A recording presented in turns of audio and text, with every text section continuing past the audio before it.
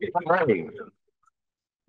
I'm Max Latona, the Executive Director for the Center for Ethics and Society. It's my pleasure to welcome all of you and to thank you for coming to our program today, both in person and online. I know from Hannah, we have over 50 people already online, so welcome to all of you. We're very pleased today to have with us some housing policy experts from Pew Charitable Trusts, who plan to share with us some research and some perhaps national perspective on how policymakers are improving access to low-cost homes. And I'll introduce our speakers in a moment. Looking around at our audience today and having reviewed the list of registrations online, I know that many of us in the audience are grappling very closely with this issue, this topic of improving access to lower-cost homes, albeit in different capacities. Some of us, including legislators, state officials, housing advocates, policy experts, Housing Finance Authority are working at the state level to address this challenge. Others among us are struggling with the question more locally in the local communities, whether it's professional planners, workforce housing coalition directors, municipal officials, and more. We're in some way working to find solutions that will not only make a difference for this challenge of housing affordability, but solutions that are politically viable. And it isn't easy. But there are good things, I think, happening at the state and the local level. And much of it, of course, has to do with the efforts of many of you here and online. Now, the Center can't really do what many of you are doing in your work in crafting effective legislation, professional planning, financing, housing development, and even advocacy. What we can do, however, is contribute to a healthy and timely exchange of ideas, provide a neutral space for dialogue, and offer an insightful panel or speaker program on occasion. And that brings us to our, which is made possible, by the way, through the support of our partners in the community, New Hampshire Housing, the New Hampshire Association of Realtors, and Housing Action New Hampshire. We thank them all for their support and their collaboration. Our speakers today are Linlin Liang and Rachel Siegel. Let me change the slide here. Just a second. Technical difficulty. There we go. Okay, Linlin is a principal associate with a Pew Housing Policy Initiative, providing analysis and research on alternative financial arrangements used to purchase manufactured homes and other low-cost forms of housing.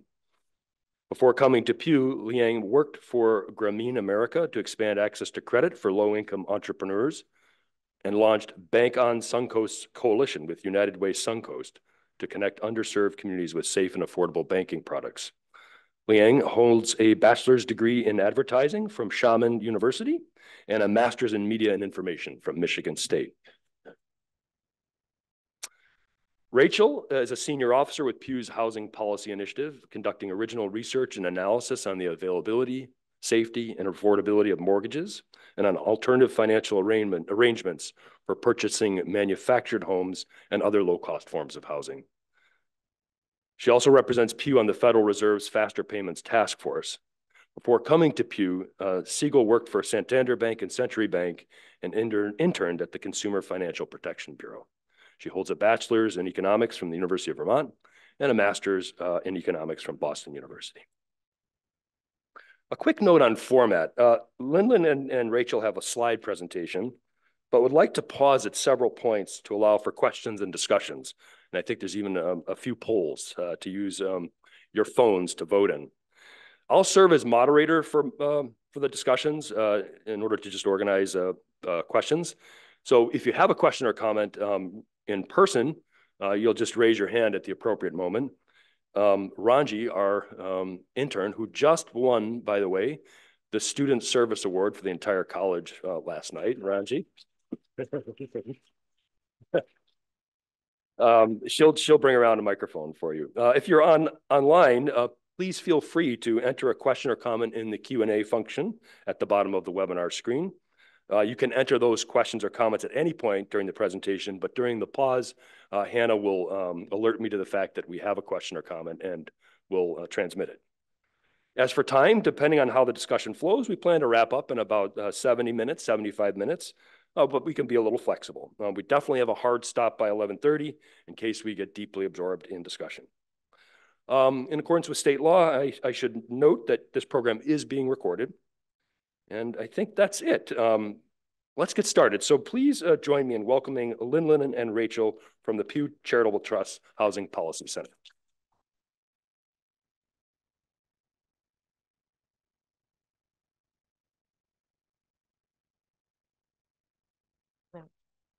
Hi, good morning, everyone. Sorry, let me just get my computer set up in a minute.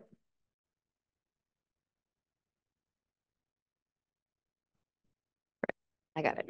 Yes, yes. And thank you so much for joining us on a Friday. So good to see all the folks in person and online. And let me just pull up our first slide here. Yes.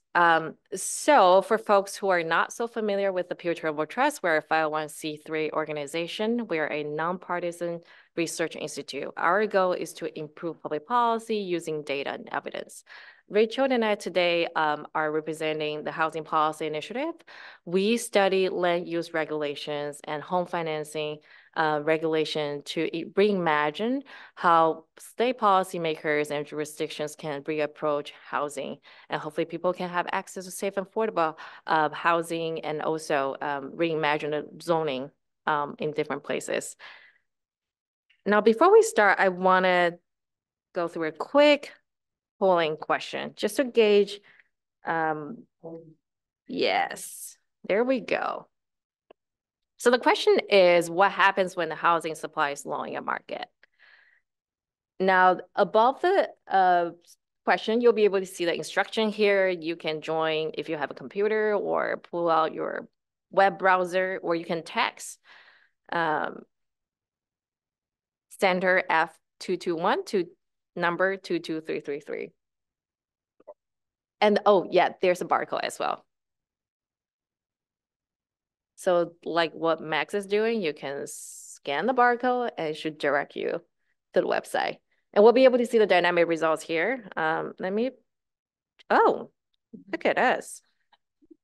It's going. We're gonna give folks a couple minutes.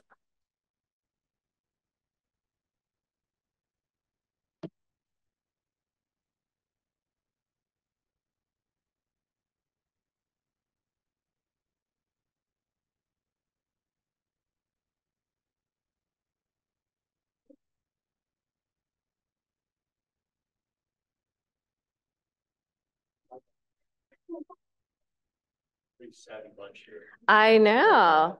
I'm so glad that we have, this group here today, and also online for folks join us. Yeah, folks online can also, join the polling question if they want. Great, excellent. So good to see this result. Now, oh, is it working? Sorry. Oh, yeah. Right, smart. Now, it is no secret that this country faces a huge housing crisis. We're looking at a huge shortage. We're looking at somewhere between 4 to 7 million homes short as a nation. Now, the rent has gone up, in the past several years and reached all-time high in 2023. Rent as a share of income, we are currently looking at half of the renters are spending 30% or more of their income on rent. That is traditionally defined as rent burden. And a quarter of them are spending more than half of their paycheck on rent. That was traditionally defined as severely rent burden, excuse me. And this is not normal because both figures have doubled since 1960. That is huge. The other thing that is happening to our country is that our country's household size is shrinking. If you look at the national average, we reach an all-time low of 2.5. If you look at New Hampshire, we're slightly below the national average, and which also means, probably a majority of the households only have 1 or 2 people living there. And when you look at that New Hampshire, close to 66%, then we actually are above the national average. You may wonder, why does this matter? When average household size shrinks, with the same population growth, you will need a lot more housing to keep up. And that's going to have a huge impact on the market. Now let's look at the US supply here. As you can see, no surprise to this group of folks. We have been the inventory has been low. And you see the supply fell off right after Great Recession around 2008. And we haven't been able to recover to the level where we were 20 years ago. For whoever, has bought a home or sold a home before, I'll know how supply and demand works in the housing market. So when supply is down, that means the seller has more power to choose from the bidders. That's typically when the housing prices go up. And we're currently in a seller's market right now.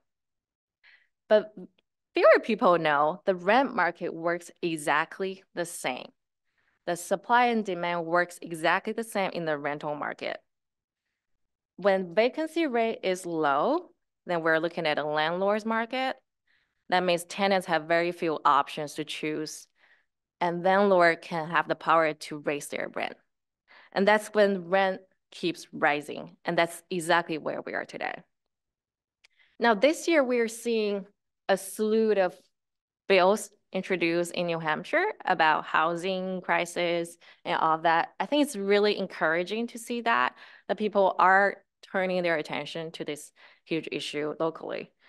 I want to give you a snapshot of how New Hampshire is doing right now. Let's look at the housing supply and the inventory in New Hampshire. This is from Zillow. We pull all the home listings that's currently on the market. And as you can see, we are at quite a low point. We're at 1/3 of 2018 level. And because the supply is so short right now, we are seeing that, the home used to be a lot more cheaper, are now have been gone up so much because you have more people competing for the same home. And that's why we're seeing a huge increase here. We're looking at 57% increase of New Hampshire median home value. In March 2024, we're looking at 466,000 as a median home value in New Hampshire. And that's just because we don't have enough homes. Next, I want to give you a, based on our first polling question, I think you all know what are some of the direct results coming from a short supply housing market. New Hampshire has seen a 53% increase in the rent. And we're looking at data from apartment lists on the left side. And on the right side, you're seeing an increased level of homelessness.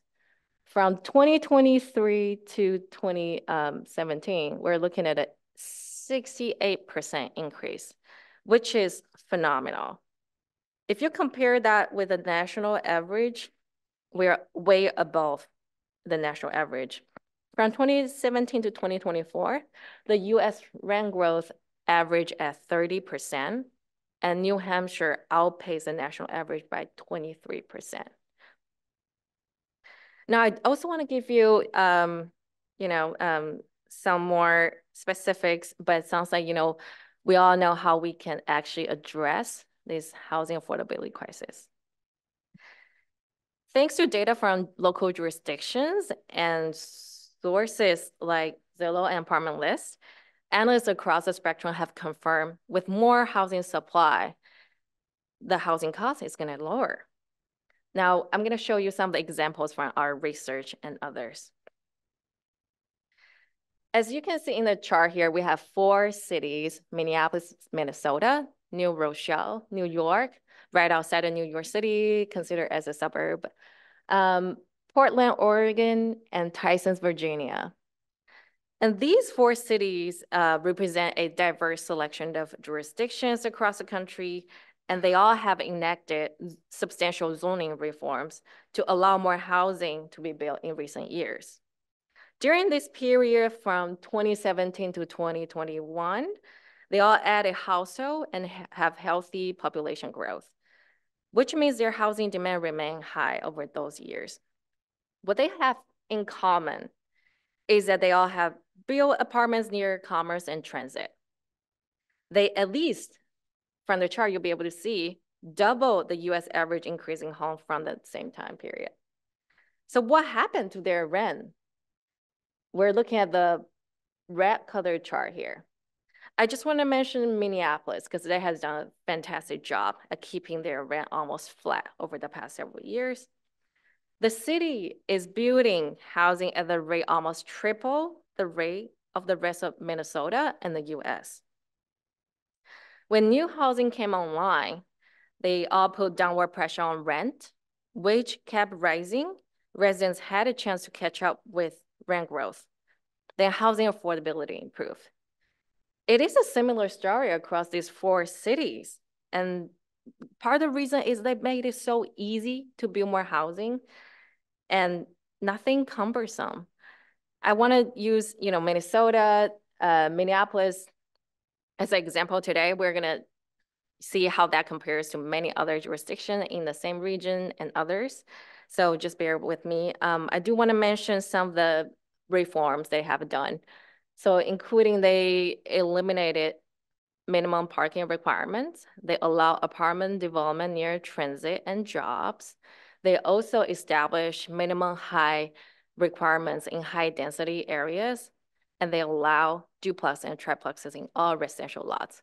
These 4 major policies have helped them so much in building more housing and streamline the building process.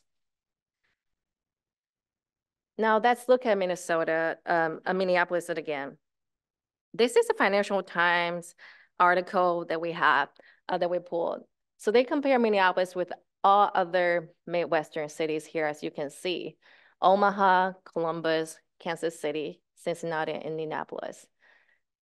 On the left side, this is their permitting rate. As you can see, Minnesota is way above any other cities in the chart here in terms of permitting housing.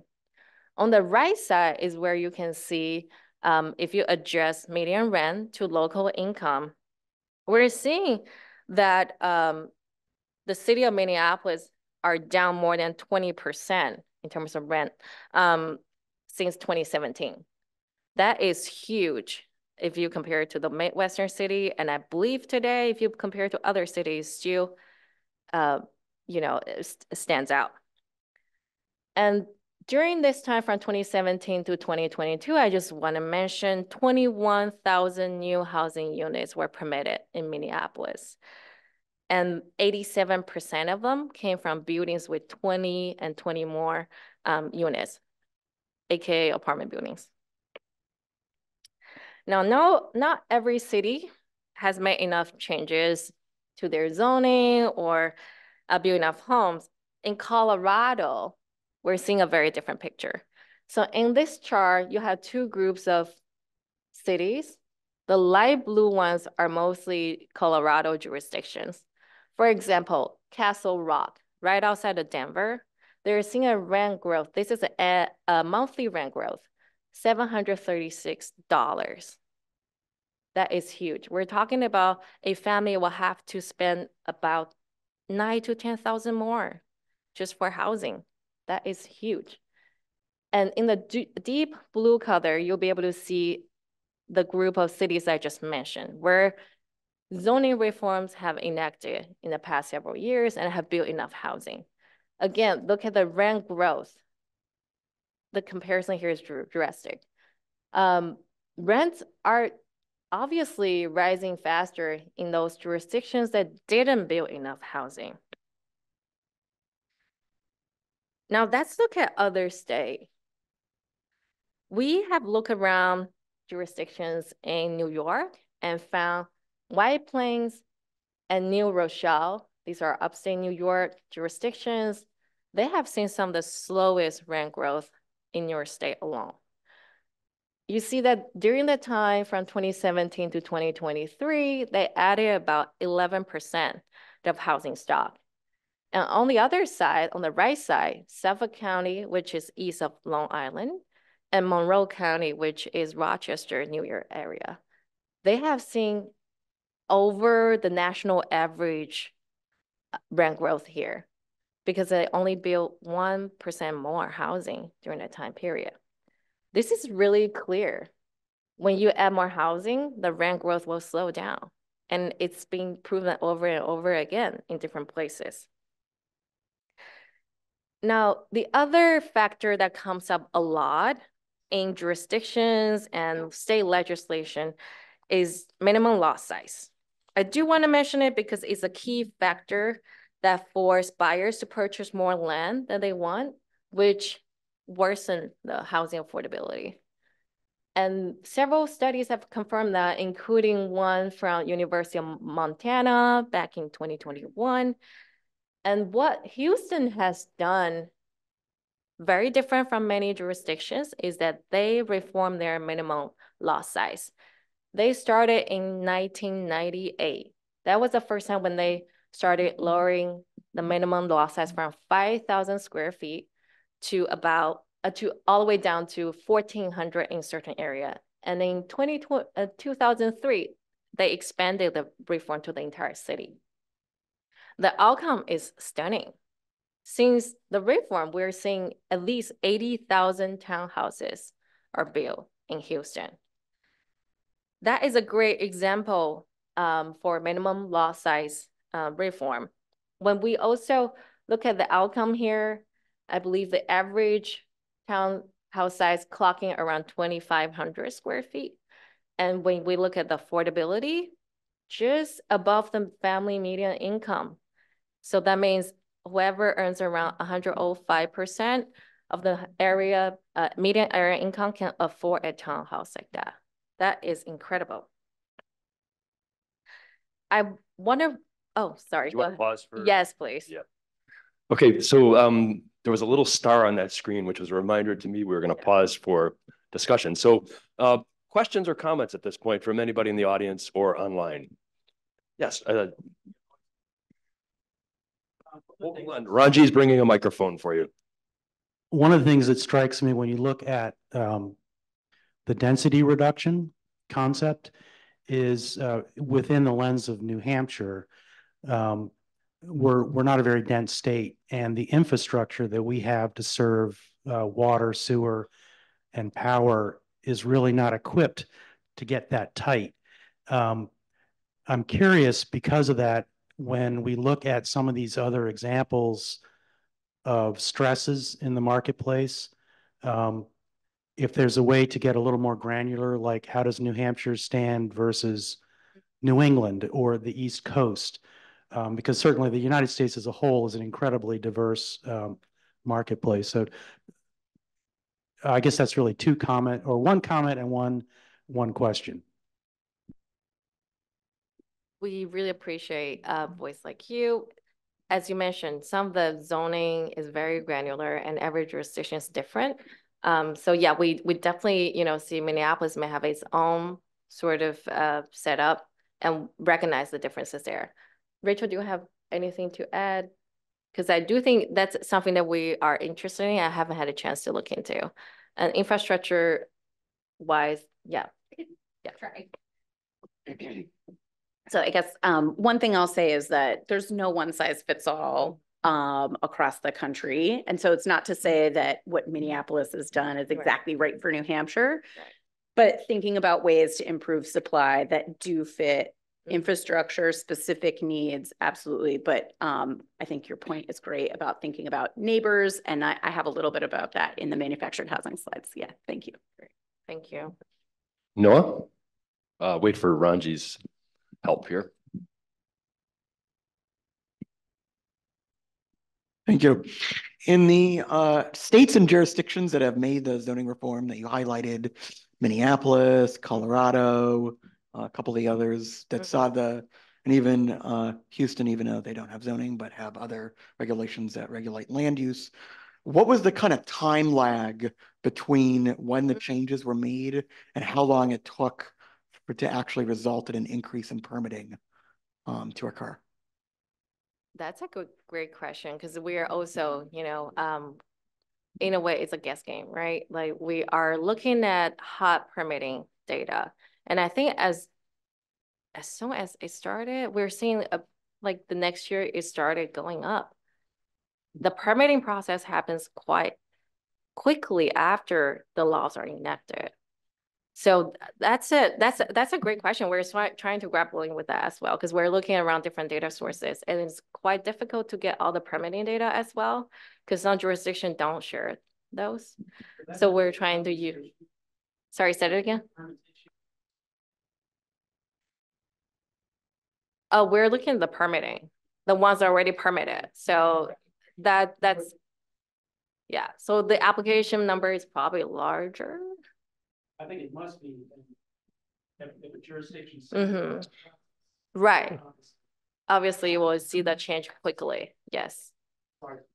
No, that's okay.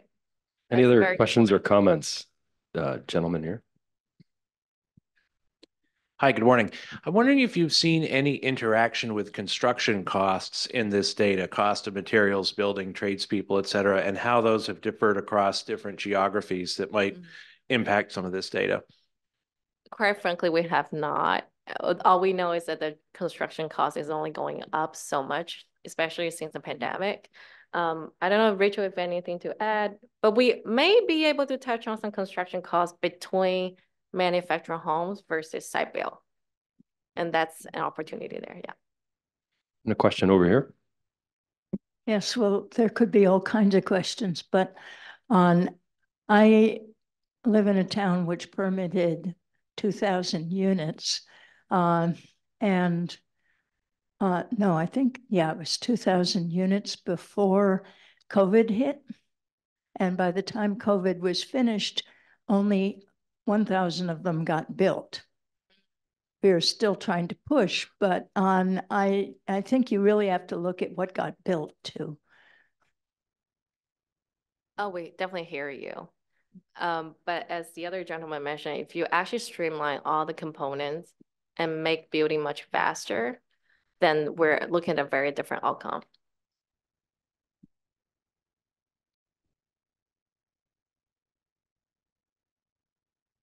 I did not photograph any slides until you got to this one, because a lot of realtors in New Hampshire have already come to the conclusion that there are many homeowners that would benefit from having lot size reduction.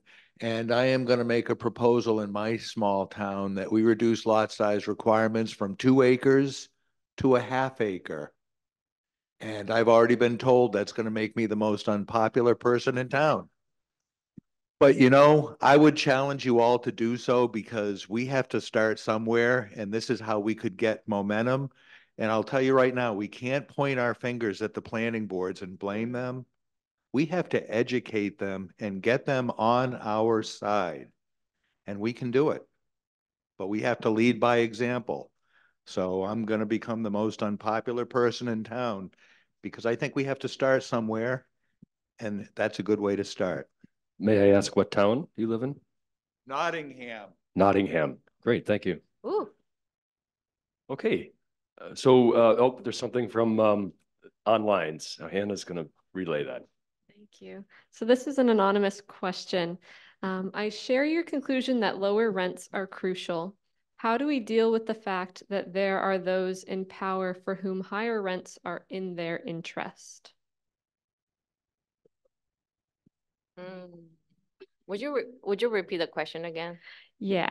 How do we deal with the fact that there are those in power for whom higher rents are in their interest?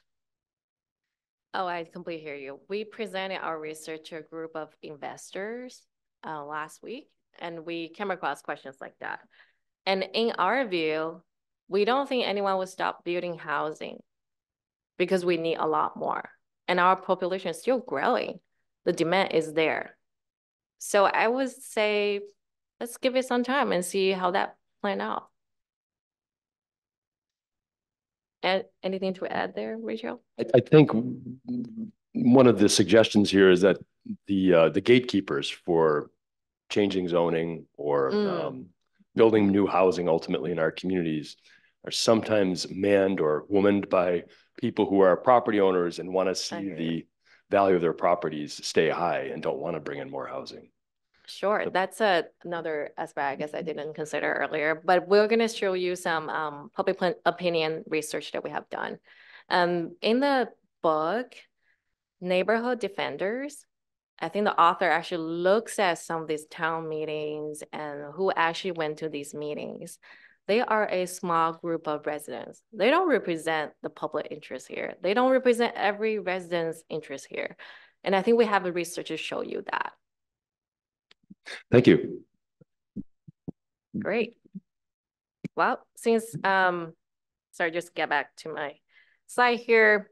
We recognize the New Hampshire as a state is grappling with homelessness issue because we're seeing a 68% increase since the pandemic, since 2017, excuse me.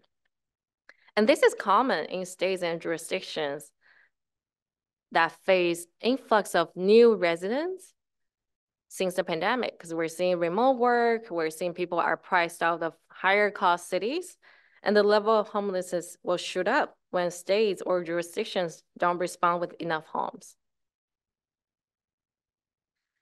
Now let's look at an example here. We have two different groups of cities, Minneapolis again. As I mentioned earlier, we're going to use Minneapolis as an example. You see on the left side, the orange group of cities have seen quite a lot of increase in homelessness. Sacramento, incredible, 144% increase, because they're seeing influx of residents from Bay Area and other higher cost California cities. And they really don't have enough homes. Rent went up, the level of homelessness went up as well.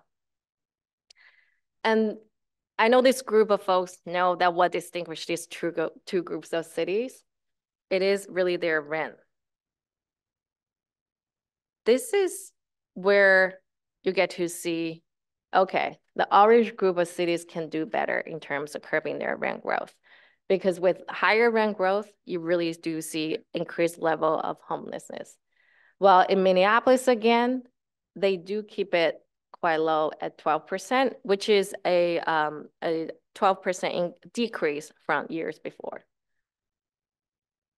And that's compare, again, cities with restrictive zoning that didn't add enough homes with cities like Houston, Minneapolis have enacted zoning reforms and added many added housings to their housing stock. So Phoenix and Tucson are pretty famous for their restrictive zoning. And you do see the rent growth there, 54% and 67%. Mind you, during the same time period, I think the US average rent growth is around 30%. So Tucson almost double the national average here. And you do see the increase of homelessness correspondingly. And that's really because in those cities, Phoenix and Tucson, they didn't build enough homes. And in Houston and Minneapolis, it's a completely different story because they added a lot more housing. And you do see rent growth here. Minneapolis basically kept it flat again, and homelessness really went down.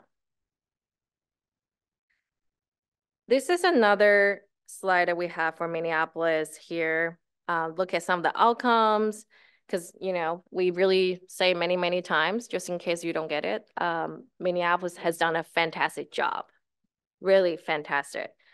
When we adjust Minneapolis rent to local income and how, just to measure the housing affordability there, we found in 2017, Minneapolis residents need to earn about 87% of area median income to afford average rent apartment.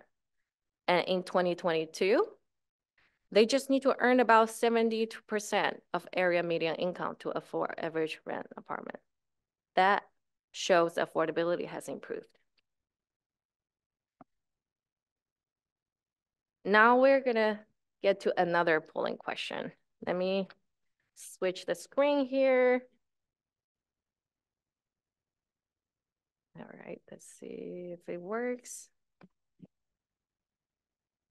There you go.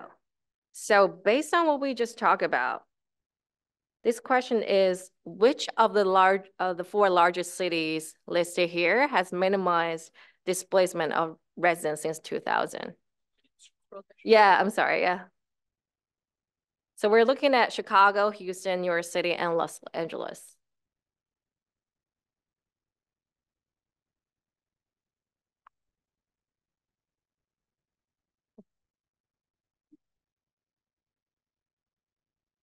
We're gonna give folks a minute to submit their, yeah.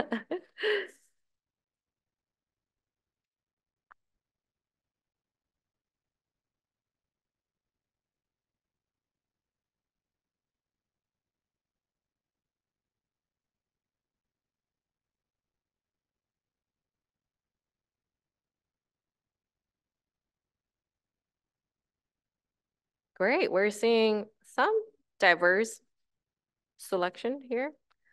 Very interesting. I live in New York City, so for that, I would say thank you for that support. But I'm not sure we have done a terrific job. Oh, sorry. I think the next slide will show you that. So Houston, yes, Houston is the answer. They have minimized resident displacement since 2000. When we look at Houston's zoning reforms over the years, they not only stood out for their impressive improved housing availability, but also for its increase of Black and Hispanic population. In this chart, pretty clearly, you would see Houston, New York, Los Angeles, and Chicago. They all have gained some modest level of Hispanic population growth. But Houston is among them all, like gaining 40% Hispanic residents in the city. While New York, Los Angeles, and Chicago are losing their Black residents, Houston was able to gain more 4%. That's incredible. And part of the reason you all know, because Houston added quite a lot of housing to their housing stock. We're looking at 33%. That's double the average of increase in homes in New York City, Los Angeles, and Chicago. Now I want to take a minute to talk about how state policymakers have engaged on housing. Some of the topics that you may have seen in other states' bills. We have seen a lot of ADU bills. Many more jurisdictions started enabling ADU building. Part of the reason is ADUs are a lot cheaper to build. They're shorter to build, that lower the construction costs, and they make it more affordable for workforce, housing, or for lower income residents. It is truly a great option for many jurisdictions. We're also seeing legalizing small multifamily in many places and legalizing multifamily in commercial areas. In Houston, I do want to mention that townhouses that they build are often most of them are in like previously commercial and non-residential lots, but there are some in residential lots. And the other concern there is, sometimes you hear from residents, they worry their neighborhood aesthetics will change, but that didn't happen. Houston just added more housing and people are happy with where they are. We also seen a lot of bills, trying to streamline permit approval process just to, shorten the leg, like many of you mentioned, permit to build. And we also see a lot of building code reforms and some allow manufactured homes that my colleague Rachel Siegel is going to touch on. Any questions here? Now, we also see some really interesting new development. Minneapolis, again, we're seeing some lawsuits filed against some of their zoning reforms. So this session, we're seeing some new laws or bills introduced to block those lawsuits. This is an interesting measure because it's actually pro-local control. And we're seeing that, just to improve housing supply and protect measures like that. It's really interesting. Several states have passed laws and consider laws to remove the grounds for these lawsuits. That's one thing that we noticed from this session. Another thing we also noticed that come up a lot is office to residential conversion. since the pandemic, we do see a lot of downtowns are struggling. We're seeing empty offices, and including New York City, we're looking at ways to convert office to residential conversion. We are looking to this as well. We have a forthcoming study, putting a plug here, just 2024. We're working with the architecture firm to see what kind of conversion is viable for developers and jurisdictions. So based on some of the early evidence, office to condo apartment conversions are pretty costly and quite difficult to pull off. And the cost maybe is just a little bit too high for it to be viable. But we're seeing another concept that may be possible in some places. We're looking at office to dorm and co-living concept. That's where you get to share amenity and share kitchen and share bathroom with someone else. And this is not just open to lower income residents. We do think everybody needs more housing, and this should be open to the public. And I want to mention one data point that I have here is that, the office to dorm conversion, I think is estimated 70% lower than the office to apartment conversion that we're looking at, which will be the game changer, because also means it'll be much faster to build and than traditional site builds. Now, the building code reform by states here is also really interesting, because we're seeing some states started moving multifamily unit like triplex and more under the less costly codes. So that will just reduce the housing construction costs for many places. And the other topic that come up was instead of mandating 2 staircases for apartment buildings, just switch to 1 staircase. That means we'll have more space for housing units. Interestingly, Seattle has been doing it since 1977 without fire safety issue. Same as New York, and Honolulu just enacted something similar. Micro unit and co-housing, as I mentioned earlier, that's another interesting concept, because we're looking at a shrinking household size. So if we can utilize more rooms in one home, that's going to help. I just want to take a pause. Any questions? Yes. Wait for the microphone. And I'm an architect, and in my office, we did some study of converting office, particularly suburban type office buildings, which are really dead empty right now. And just to comment, you're correct that the co-housing model works a lot better, primarily because newer office buildings are way too deep to accommodate residential units efficiently. So I'm not sure a dorm concept works well, except for maybe a seasonal employee housing, but certainly co-housing is a model that I think has a lot of promise. That's great to hear some validating findings already. I have a quick question. One of the slides you said something to the effect that states are providing added legal protection to communities to protect them from lawsuits. Was that just in return for updating their zoning? You mean like protective measures on zoning, or you're saying, yeah. So, yeah, if you could just explain that a little bit more. Sure. So it is really Minneapolis. They introduced their 2040 plan around early 2000, and they have been adding things to the plan. And they also just saw a lawsuit filed against the plan's implementation last year. And that has triggered quite a lot of sort of ripple effect in the state.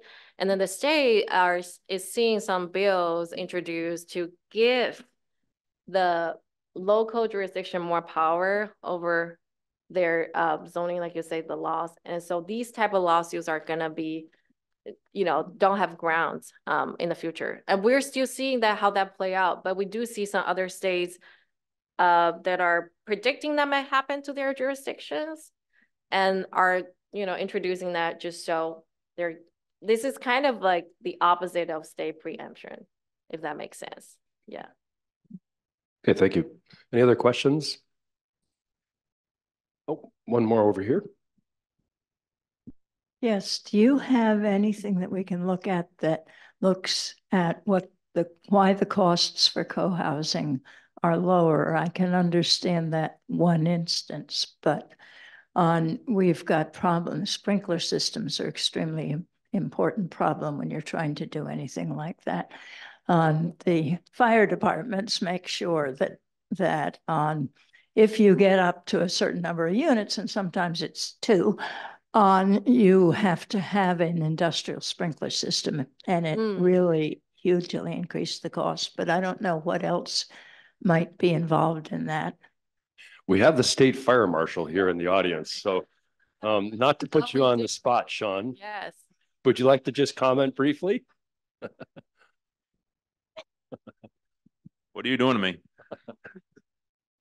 I was actually going to ask about the building code thing, but the fire code, I think, or the sprinkler thing is a misconception. You don't need an industrial sprinkler system for a residential. There's differences between a sprinkler for a 1 or 2 family home versus an apartment building, and there are different requirements for that. In New Hampshire, we are working on trying to address a sprinkler requirement for existing 3 and 4 family. Right now, we've got it passed through the Board of Fire Control. It's passed through the House and the Senate at this point. House committee. It was on the consent calendar for the full House. I don't know if it's gone through yet, but essentially to allow the properties that were once all residential that at some point in time went to, say, a business on the first floor that want to go back to 1 or 2 units on the first floor. And that would require sprinklers under our current building and fire codes. And we've said that if it matches the requirements for an existing use, it would not require sprinklers. So we've recognized that there's some, if it's good for an existing building, why is it not good for a small conversion, basically? So we are trying to adapt some of it. I'll speak a little bit to the single exit thing now that Max has called me out in the back of the room. But all of the national fire service partners essentially coming up against that. It was kind of killed pretty good as a code amendment in the International Code Council, the building code down in Orlando a couple weeks ago.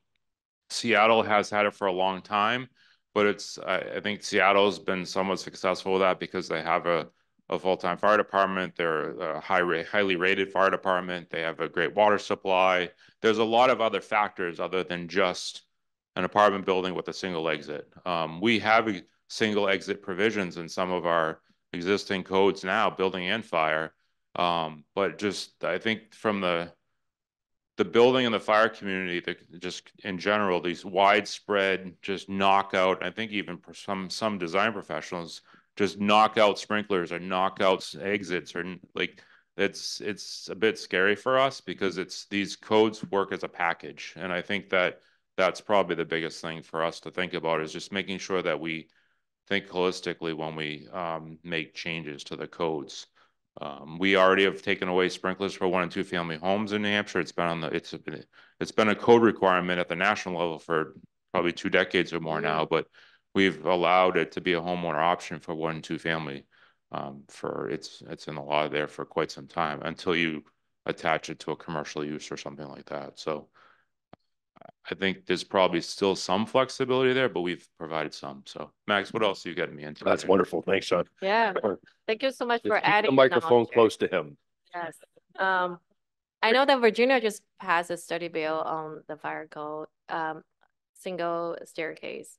So we will definitely look into that, and we'd love to connect after the event, fire marshal, if that's okay. Great. We'll keep moving. Sure. Thank you so much, Max. Just a couple more slides. I know we are running a little bit short on time here. Like I mentioned earlier, minimum parking requirement is an issue that Minneapolis has tackled. And there's some study that have already shown with increased parking flexibility, it really improve housing supply.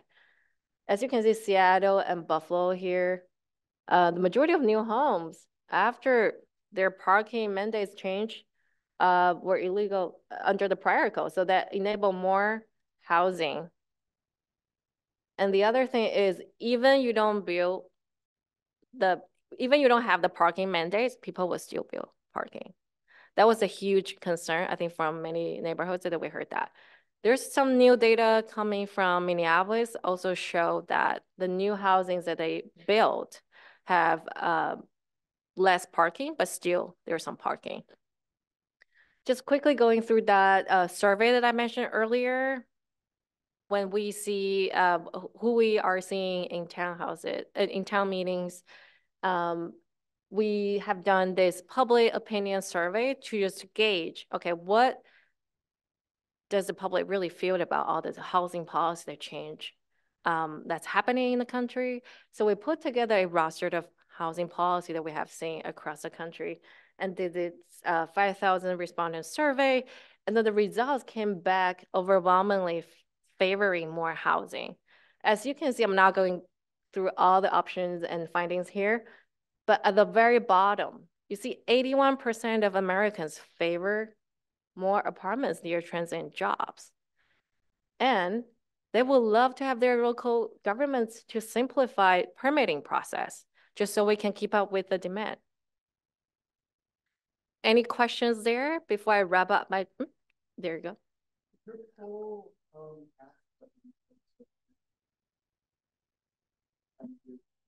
Well, could you speak in the microphone just for the people online? Thanks. Sorry, my apologies. Did your poll ask respondents to identify if they were owners or renters to see if these percentages differed at all based on, you know, owning property? And I'm sorry, I don't recall the specific information. Rachel, can you fill in on that? A little. Yeah, so this survey was a nationally representative survey, and it did also ask whether folks were renters, owners. So we have those breakouts. The big key takeaway here is that overall, even, you know, owner renter tended to be generally positive towards a lot of these policies. Yeah, but we do, and I don't know if we published it that particular way, but we can take a look. I'd be interested. Great. Yeah. Oh, great. That's me. Next, yeah, I'm going to have Rachel to speak about manufactured housing. Thank you so much. Okay. Thanks, everybody. Speaking to the microphone. Yep. Can you hear me? Is that okay for online? Okay. I can be louder. So we're going to talk about manufactured housing specifically now. Manufactured housing can be quite unique in certain respects. Actually, in New Hampshire, it's a little less unique than in other places in the country, but it represents a good opportunity for lower cost, affordable homes that don't have to be subsidized in order to be built. So just to talk a little bit about what these are, and then we'll have a fun poll that we'll see if you guys can beat us on this one. But manufactured homes are built to a federal standard, the HUD code standard. They're the only type of housing in the country that's actually built to one federal standard. And this is part of why they can be made so affordably, because these homes don't need to be built to all different kinds of standards depending on jurisdiction or the state. One of the reasons we got really interested in this particular type of housing is that they can be built relatively quickly in a factory. They can be Energy Star or even net zero. They certainly could be made not that way, but they have the opportunity to be built very energy efficient. And frankly, they carry a lower cost. So we worked with the Harvard Joint Center of Housing Studies to try to understand a little bit better just how more affordable they were. So the Harvard folks compared manufactured homes of a particular size to similar site-built homes, stick-built, something that's built in place. And they found that the smallest size manufactured home could be over $100,000 less cost to the buyer than a similar site-built home. And then even at the highest end, the cross mod, which I'll get into a little bit more, that has potentially a garage or a porch and has higher end finishes, buyers would still save a little over $50,000. So really substantial there. One other thing I wanted to mention before we go to the next slide is the difference between factory built and manufactured housing. So lots of different types of homes can be built in a factory. Tiny homes, modular homes, panelized homes. But manufactured housing is unique in that it holds to this federal HUD code standard. And so when you think of these are the modern version of a mobile home that are transported whole or nearly whole to the site where they're going to be placed. But they don't tend to be particularly mobile. So once they're sited and affixed, they're not going to be moved almost most of the time. And when they are, it's very costly. So let's see if I can do this polling question situation.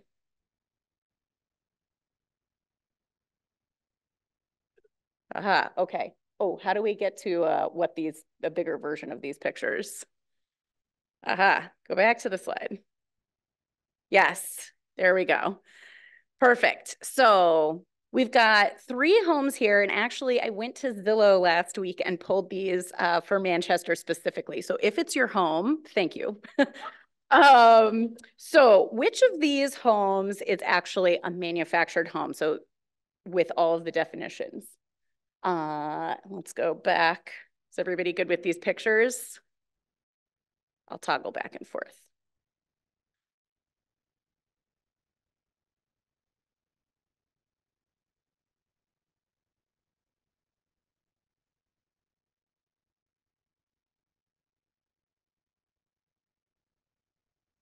Okay. You guys are superstars. I'm impressed. All right, you are correct. B and C are both manufactured homes. A is not. It's just a, one level single family home. But the point I wanted to bring up here is really that manufactured homes these days can be made in a way that fits in with the character of a neighborhood, doesn't stand out necessarily, but can be a much lower cost option to add into the home. So now Linlin mentioned the minimum lot size challenges, and in manufactured housing, this is especially important because when a buyer wants to minimize costs, the last thing they want is to have to buy a bigger lot. So in these 2 scenarios, this is with a 30-year mortgage for a 1,200 square foot manufactured home with an 8% interest rate. We hope these rates will go down, but who knows? So in the first scenario, the land costs $50,000 and the monthly payment would be $785 a month. Scenario 2, the land costs $250,000 and the monthly payment ends up being $2,252. So I want to reiterate, listen, if a person wants to buy a big lot, that's wonderful. We don't want to stop them. But if they don't really, and what they're trying to do is get a decent home that they can afford, minimum lot sizes help them to keep those costs low, or not having big lot sizes helps them keep the payments low. So now looking at CrossMod, I mentioned that there are higher end homes. This is a example of what one of these homes could look like. So pretty high end. They tend to have things like granite countertops and be pretty swanky.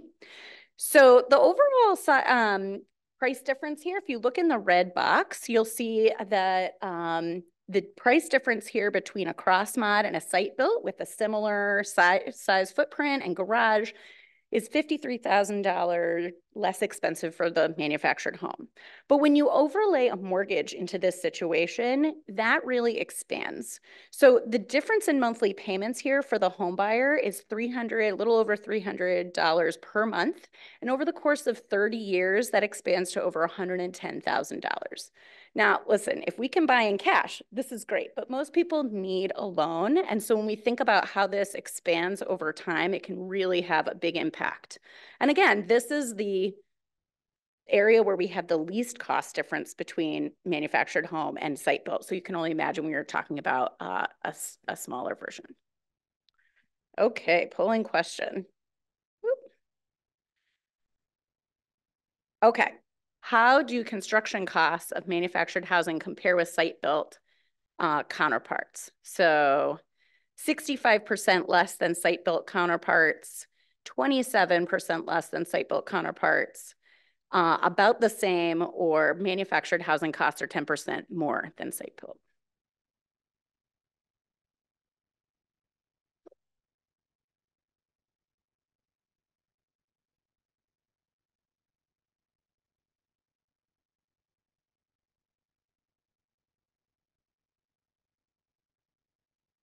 Oh, I'm sorry. At the bottom, there's A and B also. Sorry. I know, I'm messing with your ability to get these right. All right.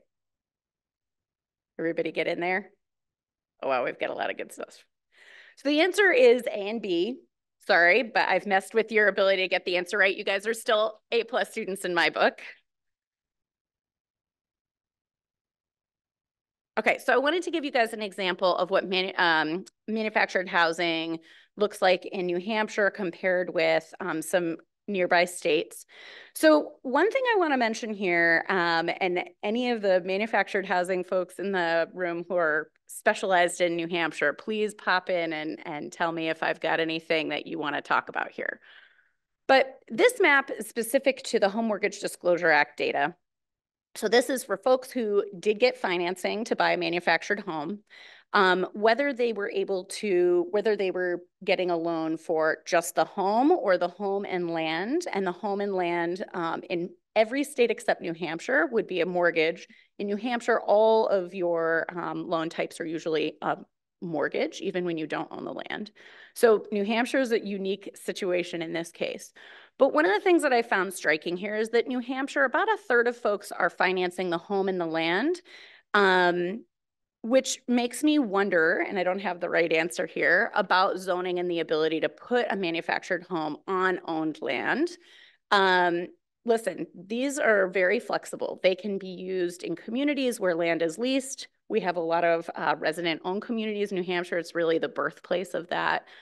Where the community, the people who own the homes also own the community communally.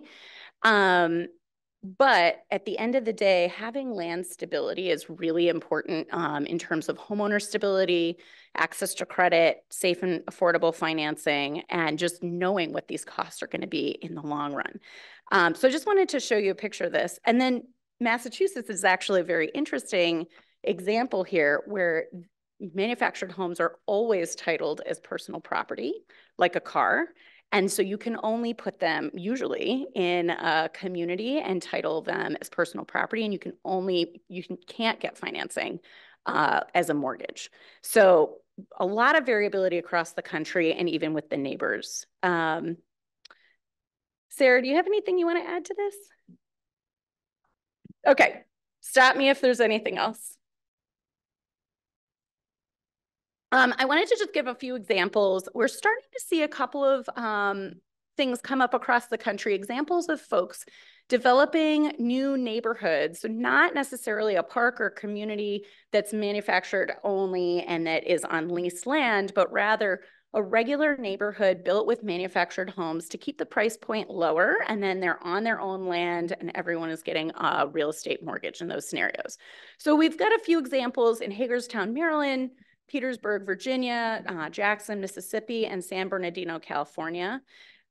Usually what's happening is these are using higher end cross mod homes. There's really no reason they need to be these higher end homes. A big piece of that has to do with the zoning in different locations. And a lot of times zoning is keeping manufactured housing out.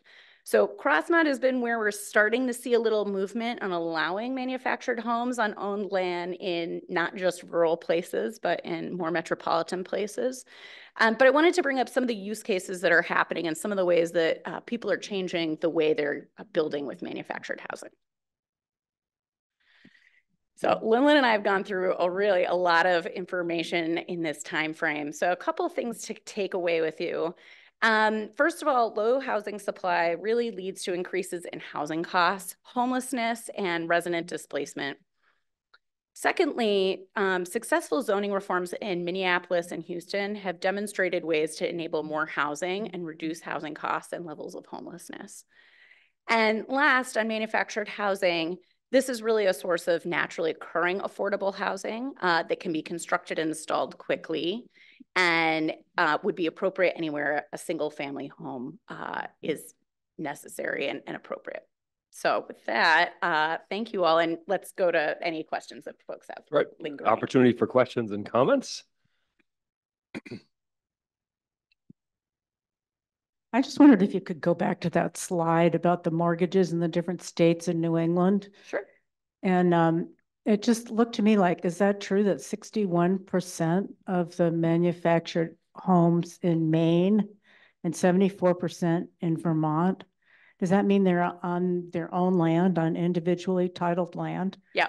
That's very interesting. So this is not, just to make sure we're on the same page of what this really is. So this comes from the Home Mortgage Disclosure Act data. So these are specifically lenders reporting loans that they've made. So not necessarily just owners. Some folks buy in cash and they wouldn't be captured here. Some folks are using some kind of seller financing. They wouldn't be captured here. But for anybody who borrowed and used either a mortgage or a home-only personal property loan, they would be captured in the data. So that's what we have here is 61% in Maine, 74% in Vermont were on their own land and did a real estate home and land mortgage. It's just like any other type of home. Does that make sense? Fantastic. Sarah. Yeah, I was just gonna jump in here and say, I think in Vermont and Maine, you can choose to be mortgaged as real estate or personal property. They have some really interesting things. So the data is maybe, it's not as clear across the board. And I think in New Hampshire, there's some data that says about 60% of homes, whether they're in a resident-owned community or on their own land, are actually paid for in cash. So I think that number would be very high in some of the other states as well. So if you're thinking about this is a cash only option, that really limits our ability to track some of this data and to be able to understand the real impact that manufactured housing has across the board. But it's about 9% of all the housing in New Hampshire. Yep. And it's home ownership. Yeah. Yeah. One other thing I guess that I want to note is that in most states, manufactured homes are titled automatically as personal property. And then a person has to decide to put it together with land and title them together as real estate. So in some ways, and Sarah, tell me what you think about this. I think that Maine and Vermont actually may have a higher percentage of people who are borrowing who are on their own land, but just might not title them together. Yeah. It's more common to have that challenge in the South than in New England. Yeah. Alyssa Margolin. Thank you. Hi, I'm with Housing Action New Hampshire, and we have the opportunity to learn from our counterparts in other states through our national partners. And we've been celebrating Minnesota for as long as I can remember. I remember when I started in this role back in 2009 that Minnesota was making huge investments in their state housing trust funds. They were talking about zoning reform before anyone else, and they just continue to, so they've been at this for a really long time, and I agree that they're a wonderful example. I do have a question because we keep focusing on Minneapolis and just having been there a couple of times, they really are a Twin Cities model. So I was just wondering, like, is this happening within the jurisdiction of Minneapolis and not within St. Paul? And I'd be really curious on what that looks like in the market dynamics that's creating, if you know. That's a terrific question. Linlin, do you know? I actually don't. Oh, wait. So that's a really interesting question. We did look at the data availability. So the two cities do not have the same data availability. In St. Paul, they actually just started sharing data, but I think that wasn't the case for many years. So we do see a gap there. And in Minneapolis, it has been, doing a much better job and in terms of keeping their information transparent. So that was the main reason that we, drafted a couple of reports on Minneapolis. But good question. Yeah, we're seeing some movements from St. Paul as well. Yeah. Thank you. Okay, next over here.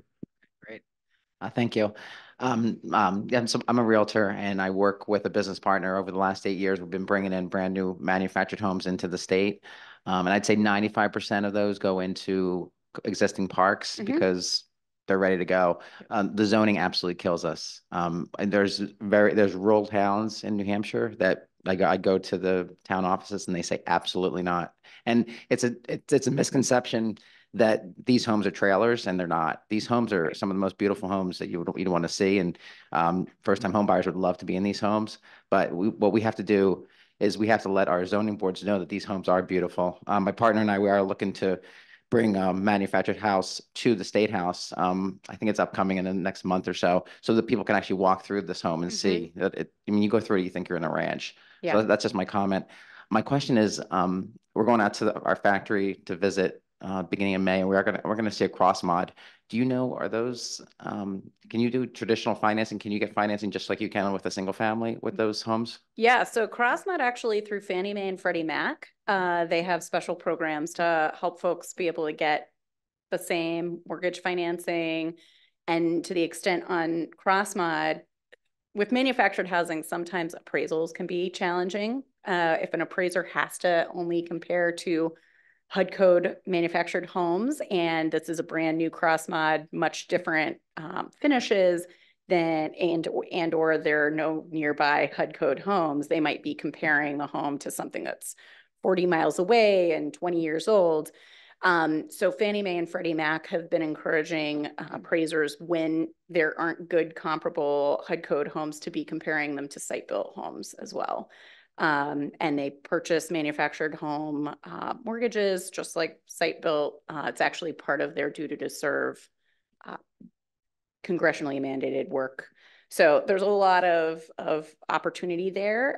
In addition to that, FHA, VA, and USDA all work with manufactured housing, especially when you've got real estate. And what New Hampshire really has over other states is that you don't have the hurdle of the titling where it's personal property. That's when the financing is especially challenging. Not to say it's perfect for real estate, but it gives you guys a leg up in that space. While we're on this, I know Sarah's got a comment. Maybe you could answer this question. What does CrossMod stand for? How is this different from a traditional manufactured home? Sure. So I just want to say you can get the Fannie and Freddie programs if it's on its own land. So that is the criteria Right. there. Sorry. That's a good point. So it stands for like a series, I think it's 6 different points. It is a HUD code home. So I just want to be super clear. It is a HUD code, HUD built home. It has to have at least one porch and a garage built on site. So it comes about 80% complete. You cannot get a CO without building the garage and the porches. Like it's meant so that you can't half do it. And the 6 points, and I don't have them off the top of my head, but it goes with roof pitch. It goes with the differentiation of the facade. So the garage and the porches they can't all just be in one straight line, right? So it's adding to that character of the home. It has to be on a frost wall or full foundation. It can't be on a slab necessarily. And so there's a couple other points there as well. I will say that the thing I just wanted to point out is we actually have a cross-mod development in Plymouth, New Hampshire. It's duplex cross-mods, which is super unique. But they're built. It's a beautiful development. It was originally permitted for single family in the 07-08 downturn and never got built. And then the developer who's doing it did it. It's now a 55+ community. You can drive through that neighborhood. You would never know that they are manufactured homes. And so they are duplexes. They're built on an L, which is a little bit unique. They're selling, they're in Plymouth and they're selling for about $290 a home. And those are 3-bedroom, 2-bath. They're absolutely gorgeous. I've walked through them. So there is some good examples in New Hampshire if you're looking for some boots on the ground. Sarah, is that a co-op scenario or? It is not. It's it is a homeowners association and it is duplex lots somehow. Okay. And this is I will say most cross mods are not duplexes. Most of them are meant to be single. And when you drive through, some have single family garages, some have, 1-car garage, some have 2-car garages. They're very, very customizable in that way as well. Thank Great. you. We have about 5 more minutes. Other comments or questions? Oh, over here, gentlemen. Hannah, I'll take care of this. Thank you. Some of the feedback that we've heard is that manufacturers require assembly people, tradespeople, contractors to be either licensed or trained or certified in the building standards of that particular manufacturer, which I guess is a tension for rural places. Northern New Hampshire, I guess there's only 1 or 2 firms that are certified to assemble, for one of the largest manufacturers. Have you heard or seen anything like that in other parts of the country, or how manufacturers are working to expand the pool of people who can then put these places together on site? Yeah, I've heard this before, certainly. So one of the papers that we worked with on the Harvard Joint Center is coming out this week, and it's looking at these case studies of how they've been used. And that was a piece that came up as one of the challenges. It's kind of outside my area of expertise, but it's something that I've heard come up. I don't know, Sarah, if it's something that you've dealt with much. No. Does a gentleman may have an answer to that question? Yes, I'd be the gentleman from HUD. There you go. Perfect. It's the installation standards. It's actually the installation standards program, which is actually not putting them together, but installing them onto a foundation, set of rules. There are several companies here in New Hampshire that are certified. Up until last summer, New Hampshire was certified to actually manage those standards, both for installation and for appeals on issues of the buildings. We fell out of compliance when the laws changed last summer. And they're working on doing some improvements to maybe get back there. But it's, again, just the portion of connecting the building to the foundation that has to set a standards. And just one other quick comment on there. Yeah. HUD has been very innovative in terms of, addressing and looking at other opportunities, like with the cross mod, even to the point where this summertime, we started looking at even doing two-story or townhouse style manufactured housing. So the organization within HUD that does this went from just a few people to 3 times, 4 times the size of the organization as it expanded outside of the traditional multifamily organization. So the federal government, at least from HUD's perspective, we've recognized the importance and the influence that manufactured housing can have on development. And New Hampshire has certainly been the role model back into the 80s when I was a legislator and we required the right of first refusal. So this is the standard here in New Hampshire. So when I looked at that list on the head earlier, we're like, well, we did this, we did this, we did this for years. So, but this is going to be the future for solving the housing crisis across the country. Thank you. That's really helpful. And I agree. A lot of our time is spent thinking about federal policies, and we've seen a lot of attention on manufactured housing in the last few years from the White House, HUD, USDA, all thinking about different components of how to make these more accessible. So anyway, but thank you. That's really helpful. Great. We have time for maybe 1 or 2 more questions. Hi, thank you so much for your presentation. I just had a question. So I know that with manufactured homes, sometimes they can hold value less. And I was wondering, I think that could possibly have to do with the classification in some states as personal property. But also, what is if the long-term value, because do they last as long, for example, as site-built homes? And then with them being cheaper, does that over time last, or is this like a 1 or 2 family type thing, whereas stick-built homes might provide generations of housing? Yep, thanks. There's a lot to unpack there. So a couple of things I'll say. There have been some studies that have looked at what's the word I'm looking for? Value over time, appreciation. Thank you. So a key component there is the ownership of land. I mean, realistically, when we look at even site-built homes, we all think of homes appreciate. Well, really, the home isn't appreciating. Usually the land is appreciating. My sink didn't gain any value overnight or in the last month. Everything in my house is falling apart regardless of whether it's site-built or manufactured. So a key component there is when folks own their land, and I think there's some preliminary studies that also show things like resident-owned communities where there's an ownership stake in the land have similar appreciation. Where it's more challenging is on the rented land, where the rents can change quite a bit, can be challenging. All that said, we've seen in certain places where there's not a lot of housing supply, the homes appreciate. So there's a lot of things at play there. In terms of quality, what we have seen over time, the HUD code has changed, the quality of the homes have changed, and over time it's gone up, which is great. So certainly one key component is homeowners need to be able to fix their homes as things go wrong. It's really challenging, and maybe this is a little different in New Hampshire because of the real estate, but especially for folks who own their home as personal property, it's especially challenging to get any kind of home equity line of credit or loan based on the equity in their home. And so keeping it up can be a special challenge.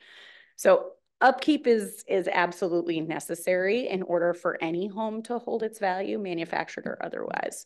In terms of long-term, we've seen the quality go up. I can't tell you for sure, but it seems like they're lasting longer and are at a higher quality level. But I'm open to other thoughts if others disagree with me. We're actually out of time, except Katie has a question. And this will be the last. I don't have a question. I just want to say that we've seen studies that manufactured homes do appreciate just as on par with stick-built homes. And in New Hampshire, they appreciate faster than stick-built homes. Oh, that's really And interesting. owning a manufactured home in a resident-owned community right now in New Hampshire is more affordable than renting an apartment of a similar size. So we're seeing a lot of increased interest. Great. Thank you, Katie. Thank you. I think that's all we have time for. So I just want to say that it's really an impressive group here. A lot of wonderful questions, great resources from the state fire marshal to HUD, to affordable housing, leaders in the affordable housing world here in New Hampshire. So thank you all for contributing. But I want to especially thank Linlin and Rachel for a wonderful presentation that hopefully reinforces some of the good things that are happening here in the state. Thank you. I just want to say thank you for having us and for lending us your expertise.